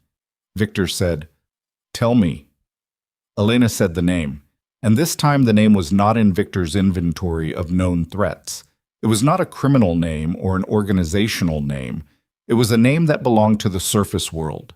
The clean-looking architecture of visible power, money with addresses and board seats and civic functions.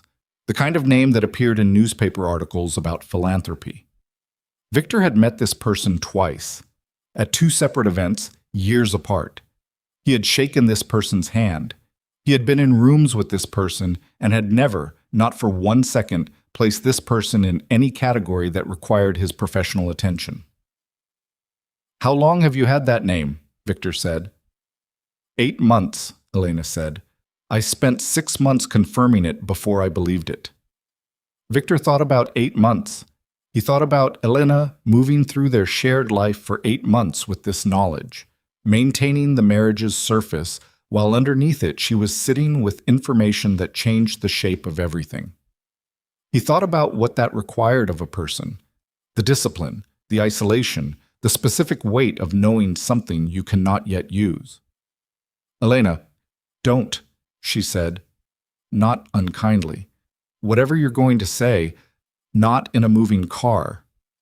She looked at the window again. We have a more immediate problem, Carson said from the front seat. Agreed. She had been listening, which Victor had assumed and Elena had apparently expected. If Hale transmitted the printed documentation in the last 2 hours, the people above Resh know it's been received. They may not know it's incomplete yet, that you held the originals. She glanced in the mirror. But they will know Elena is mobile. They will know the meeting was interrupted, and they will move to recover the situation. How? Victor said. The same way they moved before, Elena said. Through someone inside. She looked at Victor. You have a leak that isn't Garrett and isn't Hale. Ray DiNardo. No. She shook her head once. Ray's back channel to Revo was amateur and transparent. If Ray was their asset, they would have managed him better. Someone else. A pause. Someone who knew I had the documentation. Someone I may have told. Victor went still. Elena's eyes moved to the window and then back. 3 months ago, I told someone I trusted that I was building a case. I didn't tell them the specifics. I told them the shape of it, that I had something, that I was close. Her voice had gone quieter. I told them because I was... A pause. I was alone with it for too long and I needed one person to know, in case something happened to me. Who?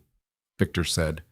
She said the name and Victor felt the name land, and he understood immediately why she'd told this person, why it had seemed safe, why the trust had made the specific kind of sense it made. He also understood immediately the specific way in which the trust had been wrong. His phone rang. Not unknown. Dominic. He picked up. Dominic's voice was tight in a way that Victor recognized from a decade of crisis moments. The tightness of a man delivering information that requires the receiving person to move, immediately, without discussion.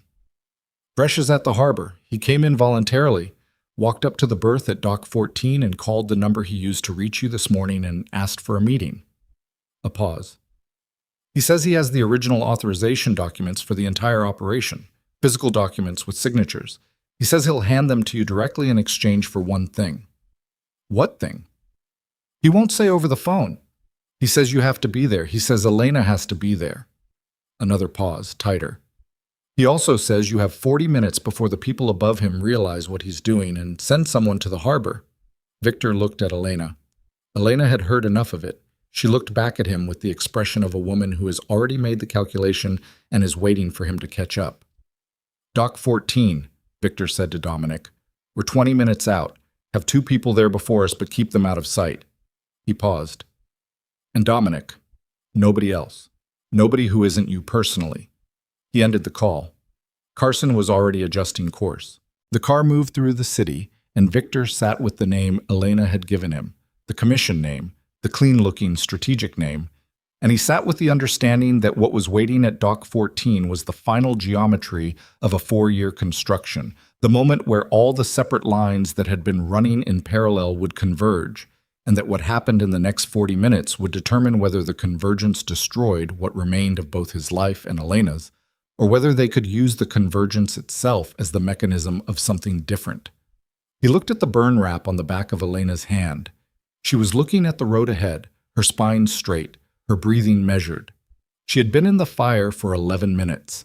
She had been in the larger fire for 4 years. She was still here, still moving, still in possession of originals that the people who wanted them most did not have and could not locate. She had built a case across 14 months of invisible work and walked it into a compromised room and still managed to hold the most critical pieces back because Elena Voss had always understood, at the cellular level, that the only person who guaranteed your survival was you. Victor opened his mouth. Then he closed it. Some things needed the right location, the right stillness. Not a car. The harbor came into view ahead. Gray water, industrial silhouette, the particular flatness of a waterfront in mid-morning light. And somewhere at Dock 14, a man who had built a machine to destroy them both was waiting with the documents that could end it, asking for something in return. And the something was the variable that none of them could predict, and they were 40 seconds from finding out what it was.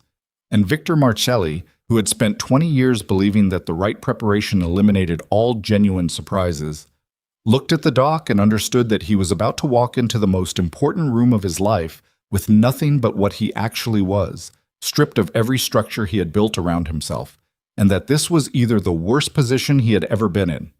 Dock 14 smelled like salt water and rust, and the particular cold that comes off open water even in the middle of a city that is otherwise warm. Anton Vresh was standing at the end of the berth when Victor and Elena arrived. He was shorter than Victor had imagined from the voice, compact, 60 or so, with close-cropped gray hair and the kind of face that had been handsome once and had traded handsome for something more durable.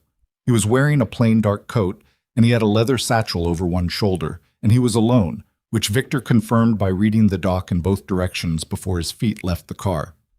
Dominic was somewhere behind the cargo containers to the north. 2 people, out of sight. Victor trusted this the way he trusted few things, completely, because Dominic had earned it, and because right now trust was the only currency that mattered. Elena walked beside Victor, not behind him, beside him, matching his pace, and he was aware of this the way you become aware of something that has been absent and is now present, its weight and its warmth and what it costs to have it back. They stopped 10 feet from Vresh. Vresh looked at Elena first, then at Victor. His expression was the expression of a man who has made a decision he cannot unmake and has arrived at the specific calm that lives on the other side of irreversible choices. "You came together," he said. His accent was there, Eastern European, worn smooth, exactly as Victor had heard it twice on the phone. "You asked for both of us," Elena said. "I did." He looked at her for a moment. "You're more than I was told you were." "Most people are," Elena said. "What do you want?" Vresh set the leather satchel on a rusted bollard beside him. He unzipped it and took out a document envelope. Heavy paper, legal size, the kind used for original instruments rather than copies. He held it without opening it. "This contains authorization documents for the Meridian operation. Original signatures, physical chain of command from the commissioning level down to operational assets including myself, David Hale, and Thomas Garrett." He paused. "It also contains correspondence that identifies the strategic principal, the person above me, with enough specificity that no legal structure can provide cover." Victor said, "Why do you have these?" "Because I built the operation and I have a habit, which has kept me alive across 30 years of work, of maintaining documentation that protects my position." Vresh's mouth moved, not quite a smile. "I was told the operation's goal was financial. Disruption of the Marcelli organization's routing function, absorption of the infrastructure, a controlled prosecution that would dismantle one structure and replace it with another." He paused. "What I was not told was that the strategic principle intended to use the disruption as cover for a separate transaction, a financial movement of a scale and a type that I would not have agreed to manage had I known its purpose." "What purpose?" Victor said. "Capital generated through trafficking," Vresh said. The word landed on the dock and sat there in the salt air. Human, Eastern European source networks running through 3 transit countries. The Meridian structure was not just a frame for the Marcelli prosecution. It was a laundry mechanism for money that comes from the worst category of enterprise that exists. He looked at Victor. "I have done things I am not proud of. I have run operations that cost people. But I will not be the architecture that cleans that money. I drew a line and discovered that the line had already been crossed without my knowledge, and that my name, my operational identity, is attached to transactions I did not authorize and would not have authorized." The dock was quiet. Water moved against the pilings with a slow and different rhythm. Elena said, "The person who commissioned you?" "Yes." "Give me the name." "The documents give you the name. But I want something first." Vresh looked at Victor. I want your word, your personal word, not a negotiated agreement, not a legal instrument, that when this is done, I am not a target. I will disappear, completely, permanently. I will not surface, and I will not be a variable in whatever comes after. I want to be finished. He held Victor's gaze. You are a man whose word means something. That is the assessment I made before I called you. If that assessment is wrong, then nothing I say next matters, and we are all wasting time on a dock. Victor looked at him for a long moment. He thought about what Vresh had built. 4 years of careful construction using the people around Victor as instruments, using Garrett and Hale and Sophia, engineering a manufactured moment on a terrace in firelight. He thought about what that construction had cost, not abstractly, but specifically, in the currency of human reliability, human trust, human proximity. He thought about Elena on a ladder. He thought about 11 minutes. You disappear, Victor said. Completely. You don't come back. You don't make contact. You don't exist in any context that connects to anyone in this city. A pause. If you surface, anywhere, in any form, the word is void. Understood. Then you have it. Vresh handed the envelope to Elena. She took it with her undamaged hand. She held it without opening it, because Elena was not the kind of person who opened things in front of the person who gave them to her. She would read it in a controlled environment completely before she acted on anything it contained. Vresh picked up the satchel. He zipped it closed. He looked at both of them one more time with the expression of a man completing an accounting. Not guilty, not relieved, simply settling a ledger that needed settling. The person above me, he said, has been moving capital for 18 months. The prosecution frame was always secondary. It was designed to create enough legal noise around the Marcelli structure that the capital movement would be invisible in the disruption. He paused. They are not finished. The documents expose the mechanism, but the principle is protected by layers that will take time to dismantle. You should understand that this does not end today. It ends when the documentation reaches the right people, and those people do the work. I know how it ends, Elena said. Vresh nodded once.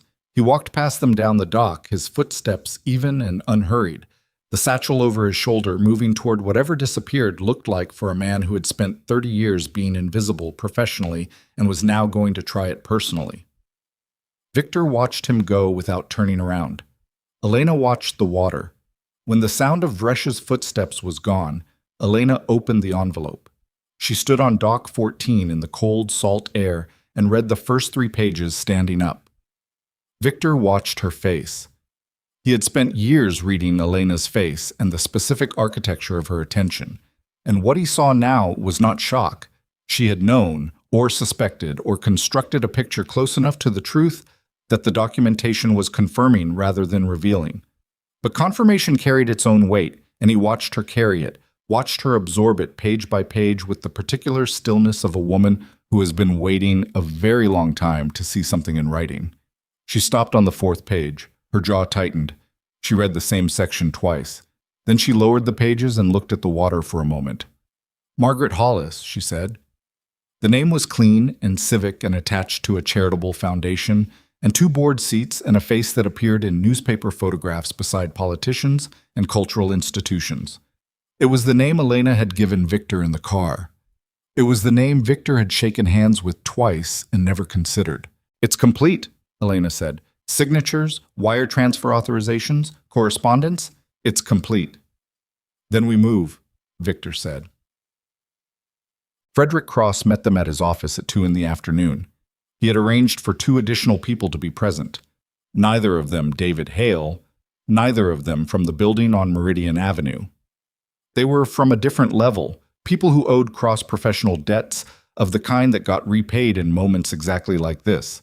Victor did not know their names and did not ask. He sat in a corner of Cross's conference room while Elena placed the document envelope on the table and began talking. And he stayed in the corner because the room was Elena's room and the documentation was Elena's documentation, and whatever came next belonged to the work she had done, not to him. He watched her talk. She was precise and sequential, and she answered questions without elaboration and asked for clarifications when something was imprecise. She had been building toward this room in her mind for months, and she moved through it the way she moved through everything, with the focused efficiency of a person who has done the preparation and trusts the preparation and does not perform more than the preparation requires. At one point, one of Cross's people asked a question that required a specific date, and Elena provided it from memory, exactly, without checking. The person looked at their notes and nodded. Victor looked at his hands. He thought about a version of himself, a version not far from the current one, perhaps not even that different, who would have been in this room trying to control the narrative, who would have been positioning, managing, looking for the angle that protected his organization and his reputation while appearing to cooperate. He knew that version of himself well. He had been that version for a long time. He was not that version now. He did not know exactly when the version had changed. He suspected it had something to do with a parking structure and a concrete wall and 30 seconds of sitting still, but it might have been earlier. It might have been on the terrace, watching Elena come down a ladder and feeling the specific coldness of a man who has just understood, completely and without the option of revision, what he has done. The meeting lasted 3 hours. When it was over, Cross walked them to the elevator and shook Elena's hand and held it for a moment with the particular solemnity of someone acknowledging a transfer of something real. He looked at Victor. The organizational exposure, Cross said. Your structure's involvement as a routing mechanism, even without your knowledge, creates a liability that will need to be addressed. I know, Victor said. There are paths through it. They require cooperation, and they require time, and they require you to accept outcomes you won't fully control. I know that too. Cross held his gaze. Are you prepared for that? Victor thought about the mansion, the ash where $4 million of architecture used to stand, the crew who had watched him choose on the terrace and had carried the information through the organization like current through wire. The organization itself, its structure, its people, its decades of accumulated machinery, sitting now in the exposure of a 4-year frame and whatever legal weather was coming. Yes, Victor said. Cross nodded once and let them go. They sat in Elena's rental car in the parking structure because neither of them suggested going anywhere else and neither of them started the engine. The structure was quiet. Late afternoon had moved the light into the lower angles that make concrete look almost warm. Somewhere above them, the city was continuing its ordinary operation, indifferent and continuous. Elena had the envelope in her lap. She was looking at it the way you look at something that has served its purpose and is now just an object. Victor said, I need to say something. She didn't look at him. Then say it. I left you in the house for 11 minutes. I know. I knew the east staircase was more time critical. I told myself it was tactical. I told myself it was sequenced. He stopped. He was not going to give her the internal justifications, because the internal justifications were not the thing that needed to be said. I chose her because I wanted to choose her. And I did it in front of the crew, and I knew what it would look like, and I did it anyway. A pause. That's what happened. Elena was quiet for a moment. I know what happened, she said. I was there. I know you were. Another quiet. The kind that has weight and texture and is not empty. The operation needed you to choose me, Elena said. They spent 4 years engineering a man's worst instinct, and then they miscalculated which direction it went. She looked at the envelope. There's something almost funny about that. If you were a different man, if you'd chosen me on the terrace, I'd be the one who looked like a defector. I'd be in a room with Hale right now being used. She paused. Your selfishness broke their machine. That's not a defense of the selfishness. No, she said, it's not. Victor looked at the concrete wall. What do you need from me? For the next part, whatever Cross's process looks like, whatever comes from the Hollis exposure. What do you need? Elena considered this with the seriousness it deserved, not performatively, genuinely, the way she considered all things that required real answers. Cooperation with the process. Complete and unmanaged cooperation without your people working the angles around it. She paused. And the organization restructured, legitimately. Not as a maneuver, actually. I've already started thinking about it. Thinking isn't doing. I know. He looked at her. I'll do it. She looked at him then, directly, with the full picture look that duration produces. 11 years of it, the complete and unsentimental accounting of a person who has been seen by someone for a long time and learned to see in return. She held the look for a moment. "I'm not coming back to the marriage," she said. "I know. I need you to actually know that, not to hear it and believe it'll change." "It won't change," Victor said. "I know what I cost us. I know the accounting." He held her gaze. "I'm not asking you to come back. I'm asking what you need from me to do what comes next." "That's a different question." Elena looked at the envelope again, then she looked at the windshield, then she said, "The documentation process will take months. Hollis has resources and lawyers, and she will fight every inch of it. Cross's people will need to be meticulous." A pause. "I'll be working with them directly. I'll need access to certain organizational records, financial architecture, transaction histories, that I can't get without your active cooperation, not just your permission." "You'll have it. I'll need it in writing." "You'll have that too." She nodded once, the nod of a woman who is adding something to a list of things confirmed and moving on. She put the envelope in the back seat. She put both hands on the steering wheel without starting the engine. "You knew," Victor said, 8 months ago when you had Hollis's name. You knew the marriage was, you knew where this was going." "Yes." "And you stayed." She was quiet for a moment. "I stayed because leaving before the documentation was complete would have looked like what they needed it to look like. Defection, instability." She paused. "And because I had built something and I intended to finish it, and I didn't need anything from you to do that." Another pause, quieter. "Both things were true at the same time. That's usually how it works." Victor said nothing. Outside, a car moved through the structure 2 levels up, its engine echoing in the concrete.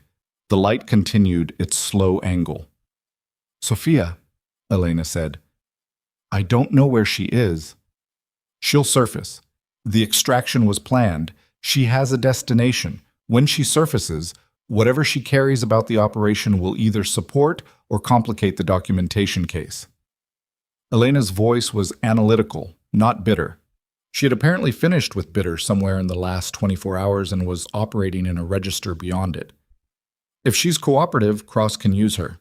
If she's not, she won't be a problem," Victor said. He said it with a flatness that Elena understood without requiring explanation, and she accepted it the same way, without elaboration, without asking him to be something other than what the situation was. "Garrett," she said, "he'll cooperate fully. He has reasons." Victor paused. "His daughter's treatment continues.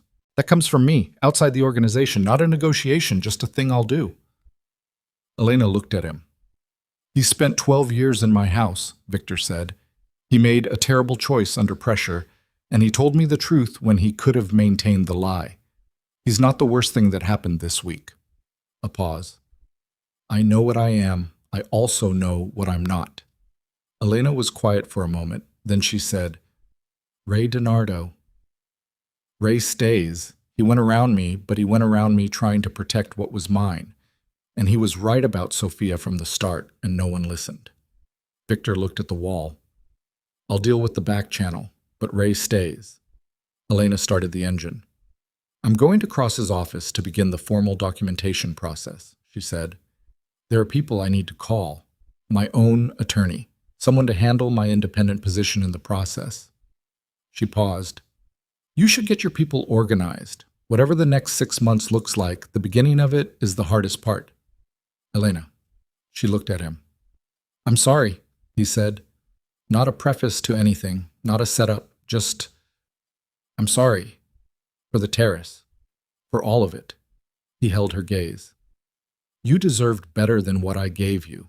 That's the whole sentence." Elena looked at him for a long time. In her eyes was the complete picture.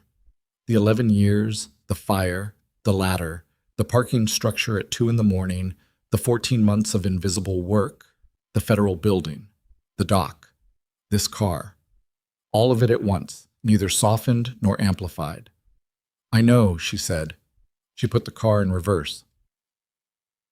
In the weeks that followed, the documentation moved through the process that documentation moves through, slowly, carefully, with the particular grinding patience of institutional machinery that does not care about the urgency of the people who fed it. Frederick Cross's people were meticulous, as promised. The case against Margaret Hollis took 4 months to build to the point where it became something that couldn't be walked back, and then it took another 3 months before it became public. And when it became public, it was the kind of story that occupied the news cycle for a week and then settled into the longer, quieter work of legal process. Victor cooperated. Completely. Without the angles. It cost him things. Specific operational structures, specific relationships, specific arrangements that had generated specific revenues for a long time. He accepted each cost as it arrived because he had told Elena he would, and because the alternative was to be the version of himself he was no longer willing to be, and because at some point, he couldn't place the exact moment. The two reasons had collapsed into one. He transferred the organization's operational leadership to Dominic in the 3rd month. Not as a maneuver, not as a temporary positioning. He did it in a room with a lawyer and 2 witnesses and a transfer of authority document that was unambiguous, and he walked out of the room and did not go back. He kept the commercial property, the legitimate side, the buildings, and the holdings that had clean provenance. He had enough. He had always had enough. The accumulation beyond enough had been about something that was not money, and he had no interest in continuing to pursue it. Sophia Vale surfaced in the 5th month, in a city 3 time zones away, through a contact who reached out to Cross's office with a cooperation offer. She knew things that were useful, and she traded them for the protection she needed. And the trade was processed without Victor's involvement because it didn't require his involvement. He heard the outcome from Dominic in a brief phone call and said little and felt less than he expected to feel, which told him something he had probably known for longer than he was comfortable admitting. David Hale's cooperation with the Meridian structure was prosecuted in a separate proceeding that ran parallel to the Hollis case. He lost his position, his federal clearance, his pension. The 2 people in Cross's building who had helped Elena out through the annex exit were given commendations. The younger man with the laptop transferred departments and sent Elena a brief email that she told Victor about later, in passing, because it had made her almost smile. Thomas Garrett retired to a smaller city 3 states away, and his daughter's treatment continued without interruption. Victor did not have contact with Garrett after the initial process. He did not need to. Ray DiNardo handled the transition of the organization with the methodical reliability that had always been his best quality and his most undervalued one. He called Victor twice in the transition period, once to ask a question and once to tell him that the thing was done. Both calls were short. Both were sufficient. Anton Vresh disappeared, as promised. Victor heard nothing. He expected nothing. Margaret Hollis was indicted in the 7th month. Her lawyers were expensive and skilled, and the proceedings were long. Victor did not follow the proceedings closely. He had delivered his part of the accounting, and the accounting was now the systems to complete, which was how it was supposed to work, which was how it had never worked in the world Victor had occupied for 20 years. And the strangeness of trusting the process without controlling the outcome was something he sat with for a long time before it became something he could simply live with. He saw Elena once more before the end of that year. It was not planned. He was leaving a building in the financial district on a cold afternoon in November. A meeting with a property management group about one of the holdings, an ordinary meeting about ordinary things. And she was walking in the opposite direction on the same block, moving quickly, a coat he hadn't seen before and a leather bag over her shoulder, and the straight-backed walk that he had been able to identify from 200 yards for 11 years. She saw him at roughly the same moment he saw her. They were about 30 feet apart. They both slowed. They stopped with 15 feet between them on a busy sidewalk that continued to move around them on both sides, the city indifferent to the 2 people standing still inside its current. Elena looked at him. He looked at her. Her hand, the one that had been burned, was bare in the cold air, the burn fully healed now, the skin there slightly different from the skin around it, a faint map of what had happened. "How are you?" Victor said. "Working," she said. "Cross has me as a formal consultant on the secondary Hollis proceedings. It's—" She paused. "It's actual work. It's mine." "Good," he said, and meant it. She looked at him for a moment. "You look different," she said. "Different how?" She considered it. Less like you're managing something. Victor said nothing. The sidewalk moved around them.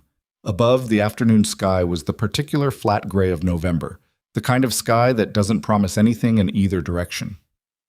I'm leaving the city in the spring, Elena said. Not running, just, the next thing isn't here. Where? I don't know yet. Somewhere with better light. A small movement at the corner of her mouth that wasn't quite a smile but was something. I'll figure it out. You will, Victor said. She held his gaze for one more moment, the full picture look, complete and honest and without cruelty.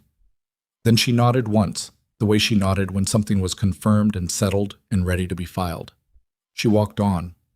Victor stood on the sidewalk and watched her go until the crowd absorbed her and she was gone. And then he stood there another moment in the November cold with the city moving around him in every direction, and he thought about a terrace in firelight and a door he had pointed at, and a woman who had come down a ladder on her own and built something extraordinary in the rubble of what he had failed to protect. He thought about what it cost to understand something one moment too late, and how you lived inside that understanding afterward. Not cleanly, not without the weight of it, but forward, which was the only direction left. He put his coat collar up against the cold. He walked.